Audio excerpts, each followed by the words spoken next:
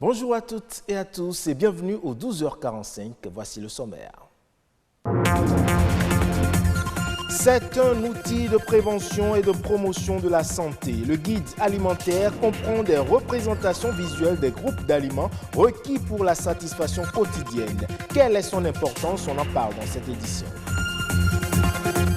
La cartographie des risques, un outil de prévention des goulots d'étranglement d'une entreprise. C'est un réflexe inexistant chez les promoteurs, pourtant elle est indispensable dans la survie des entreprises.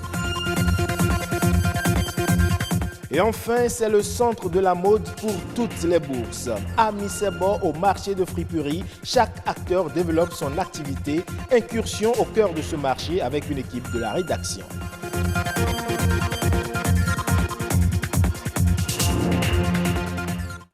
On démarre ce journal par cette nouvelle en bref. Le Bénin vient de gagner 4 points dans le classement Doing Business 2020.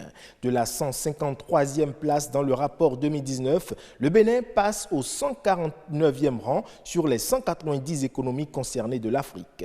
Ce progrès du Bénin est la résultante des avancées dans de nombreux domaines, dont celui de l'obtention d'un permis de construire, du transfert de propriété, de l'exécution des contrats et du règlement de l'insolvabilité. Autre point fort selon le rapport, le Bénin a amélioré la fiabilité et la transparence du système d'administration des biens fonciers, la dématérialisation des procédures de paiement d'impôts et de dédouanement via le guichet unique de commerce extérieur.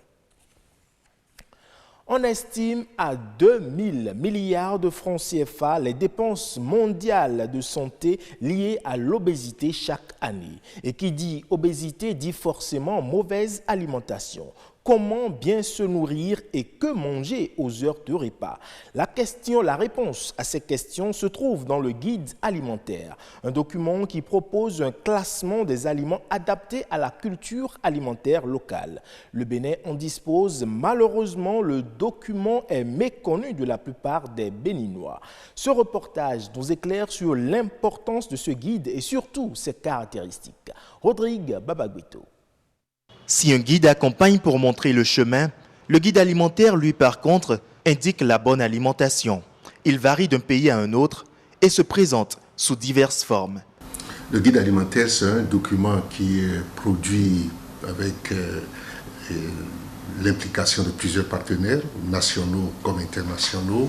C'est activé sous l'égide de la FAO et supporté par le gouvernement de chaque pays. Et au niveau de chaque pays, on développe ce guide, qui est un document propre à chaque pays dans lequel on retrouve les aliments du pays présents sur le marché, le territoire du pays, que l'on peut combiner pour apporter à l'organisme, selon l'âge, le sexe et selon le moment de la journée, les éléments nutritifs dont il a besoin pour fonctionner à l'optimum.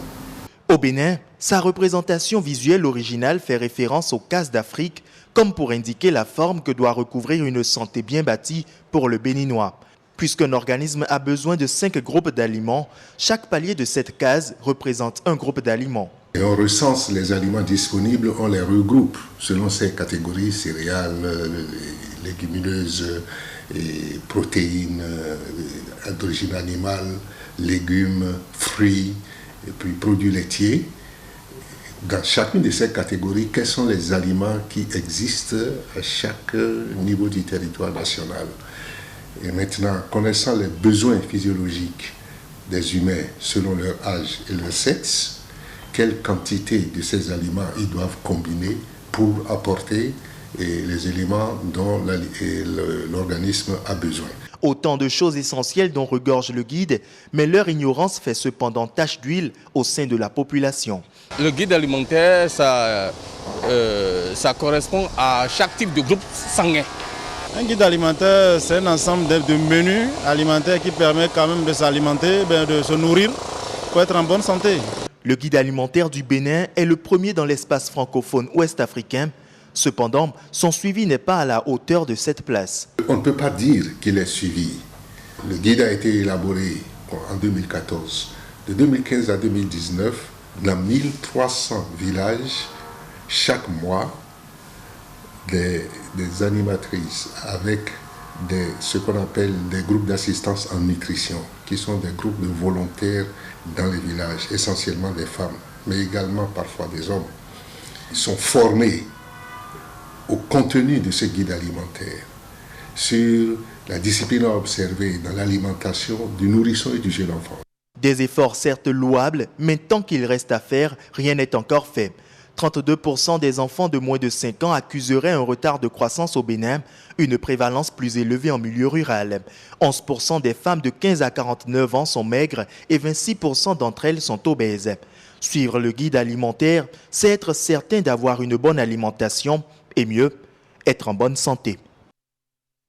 Merci à vous, Rodrigue Babagbetou. Des entreprises naissent chaque jour. Malheureusement, beaucoup d'entre elles ferment très tôt leurs portes. L'une des raisons de ces fermetures brusques est le défaut de cartographie des risques, un véritable outil de prévention et de gestion des risques au travail. Que gagnent donc les entreprises à disposer d'une cartographie des risques? Gently Babadji, expert en management de la qualité, nous en parle au micro de Christian Devochi et Patrick Adiagodjou. Des entreprises ferment leurs portes juste parce qu'un risque n'a pas été identifié, ou bien un risque a été identifié mais a été mal évalué, ou bien a été identifié mais a été carrément ignoré. Et quand ce risque survient, vraiment, les entreprises ont du mal à pouvoir gérer ce risque puisque rien n'a été prévu comme action de maîtrise de risque. Et donc, du coup, le temps qu'il faut pour mettre une action, prendre une décision, les ressources qu'il faut pour gérer le risque, ils sont souvent, c'est dit un peu tard et ils subissent ce risque.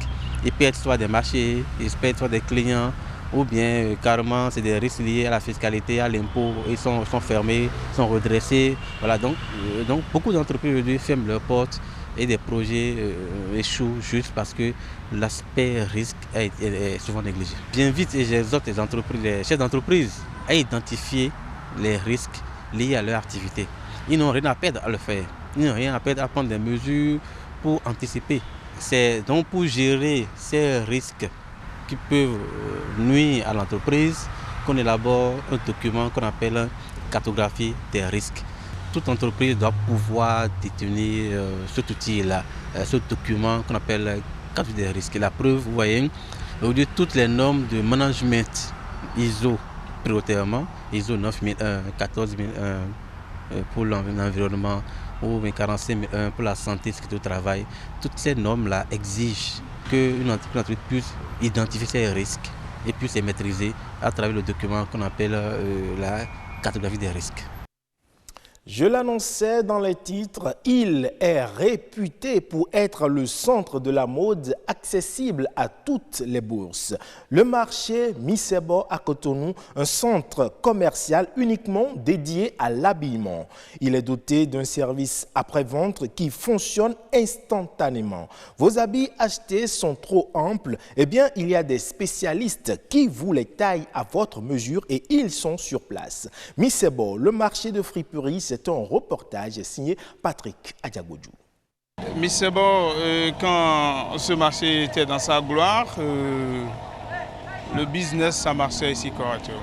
Le business des vêtements de seconde main a pris ses racines ici, à Misebo, sous les rangas précaires et dans les allées du marché. Des vendeurs et acheteurs animent ce lieu d'échange commercial de la friperie.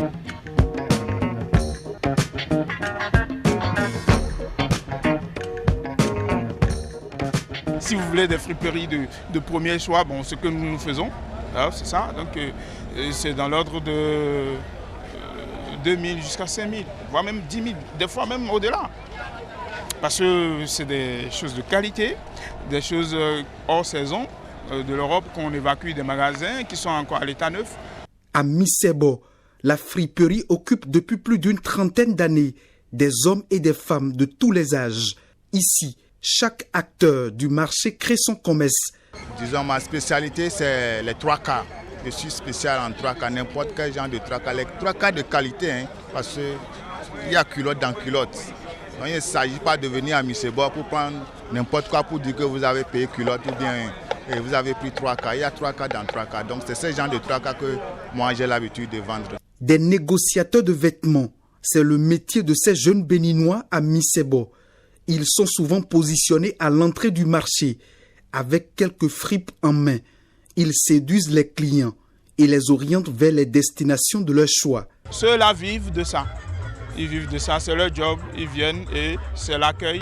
Ils sont à l'entrée, ils vous accueillent et ils vous orientent vers un vendeur pour vous aider à vite acheter, pour ne pas perdre beaucoup de temps à chercher un peu partout. Ils vous orientent. Ils sont un peu comme des guides dans le marché. Le marché de friperie donne également de l'emploi aux couturiers. Leur tâche consiste à rapiécer et à refaire en un temps record tout type de vêtements. Des couturiers d'occasion et de proximité qui font leur chou gras à travers cette couture de la friperie. Il y a parfois, tu peux venir sans travail, tu vas rester, manger sans payer même pour partir à la maison. Il y a les jours que tu peux venir gagner, au moins par jour tu peux gagner 2000, 5000. Il y a les moments tu peux gagner plus que ça. Ce commerce a des impacts positifs sur le quotidien des Béninois qui s'y adonnent. Un commerce informel, d'une manière ou d'une autre, qui influe sur l'économie nationale. Hors de nos frontières à présent, la saison des pluies de l'année 2019 au Togo se caractérise par une forte pluviométrie. Au cours des mois de septembre et d'octobre, le bassin versant du fleuve Mono a connu une forte augmentation de quantité entraînant un débordement au niveau du barrage hydroélectrique de Nangweto. Des lâchers d'eau sont donc effectués afin d'éviter un dysfonctionnement. Conséquence, les villages situés le long du fleuve sont inondés. Le constat. Depuis quelques semaines, le barrage hydroélectrique de Nangweto a